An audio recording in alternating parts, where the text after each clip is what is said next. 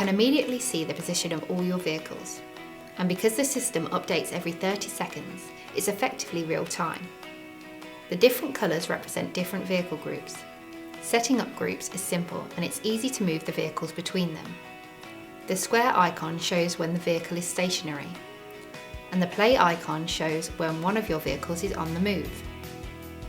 To make the map easy to use, multiple vehicles form clusters which you can click and open in the usual way.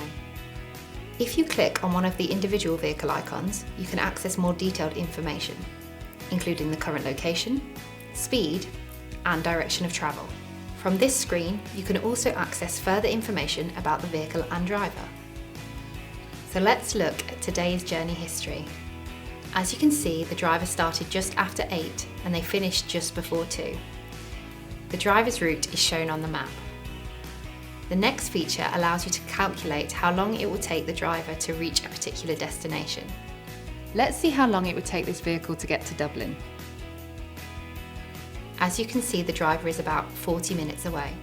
This feature is good for helping you let your customers know when to expect their delivery because you have real-time information. If you select Current Street View, you can even see where your driver stopped at for lunch. As well as the standard view, you can also select to view the map in satellite mode and even see the latest traffic updates. In the summary area, you also have the ability to search for individual vehicles or just display specific groups. A geofence allows you to set a perimeter around a specific location, which is really useful to monitor movement both in and out of that area. Setting a geofence is easy.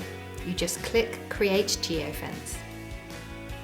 Select either circle or customise, and then enter a location.